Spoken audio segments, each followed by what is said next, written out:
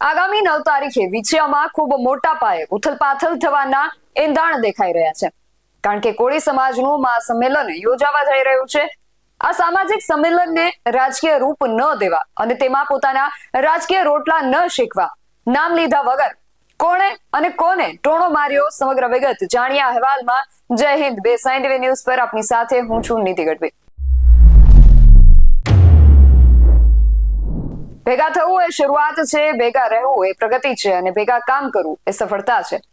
આ સૂત્ર સાથે કોળી ઠાકોર સમાજના આગેવાન જયેશ ઠાકોર સમસ્ત કોળી ઠાકોર સમાજને આગામી 9 તારીખે વિછિયા પહોંચવા માટે આગ્રહ કરી રહ્યા છે।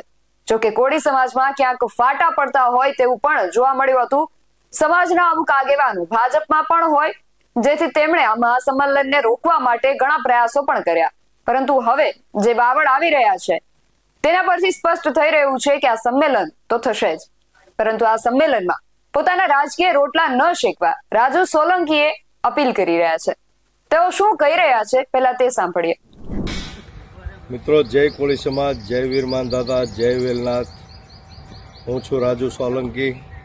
મિત્રો, આગામી તારીખ 9/3/2025ના રોજ જે મહાસંમેલન થવા જઈ રહ્યું છે, સમગ્ર ગુજરાત અને સમગ્ર ભારત દેશના કોળી સમાજ અને ઠાકોર સમાજના લોકોને આ મહાસંમેલનની અંદર ઉપસ્થિત રહેવા અને કોળી સમાજ ઉપર જે થતા અન્યાય અને અત્યાચારો, વર્ષોથી થતા અન્યાય અને અત્યાચારોની સામે લડવા માટે, કોળી સમાજ અને ઠાકોર સમાજના હક અને અધિકાર માટે, કોળી સમાજના ઉપર થતા જુલમો માટે તારીખ 9મીના રોજ મહાસંમેલનનું જે આયોજન થવા જઈ રહ્યું છે, આમાં ખૂબ જ મોટી સંખ્યામાં કોળી અને ઠાકોર સમાજના લોકોને, યુવાનોને, વડીલોને, આગેવાનોને, મહિલાઓને ખૂબ મોટી સંખ્યામાં ઉપસ્થિત રહેવા માટે મારી નમ્ર વિનંતી છે અને ભાવભર્યું નિમંત્રણ છે।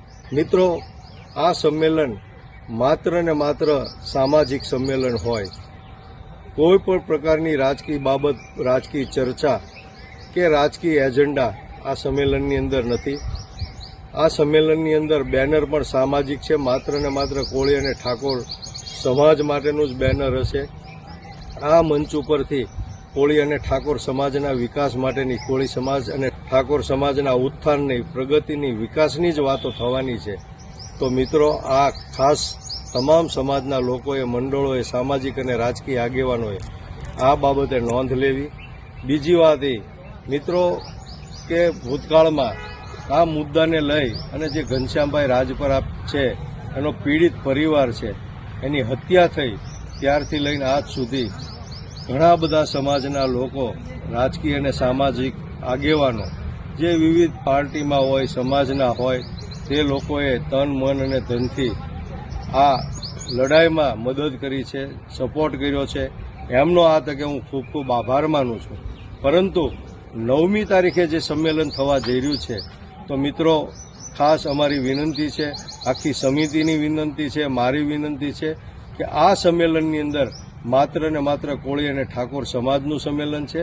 તો કોળી અને ઠાકોર સમાજ સિવાયના રાજકીય સામાજિક આગેવાનો અને કોઈ પણ મિત્રોએ આમાં જોડાવું નહીં, એવી મારી ખાસ નમ્ર વિનંતી છે। સહકાર આપશો એવી આશા છે।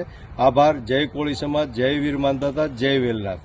કોળી સમાજના પ્રશ્નોને લઈને ઘણી બધી વાતો થઈ, રજૂઆતો થઈ, માંગો થઈ, પરંતુ આ માંગો ન સ્વીકારાતા અંતે હવે કોળી સમાજ આ મહાસંમેલન તરફ આગળ વધી રહ્યો છે। ઘનશ્યામ રાજપરાની હત્યા, આરોપીઓનું સરઘસ, કોળી યુવાનોની અટકાયત, ગુજરાત બંધનું એલાન, યુવાનોની જેલ મુક્તિ, આવું ઘણું બધું આ મામલે થયું અને હવે એક મહાસંમેલન થવા જઈ રહ્યું છે। માટે હવે આગળ આ મામલે શું થાય છે એ તો જોવું રહ્યું, પરંતુ આ વિશે તમારું શું માનવું છે અમને કમેન્ટ કરીને ચોક્કસથી જણાવજો। આવા જ વધુ અહેવાલો સાથે મળતા રહીશું। તમે મારી YouTube ચેનલને સબસ્ક્રાઇબ કરવાનું અને અમને Facebook અને Instagram પર ફોલો કરવાનું ભૂલશો નહીં। બાકી નવી અપડેટ્સ માટે આપ જોતા રહો બેસાઈન ટીવી ન્યૂઝ। નમસ્કાર।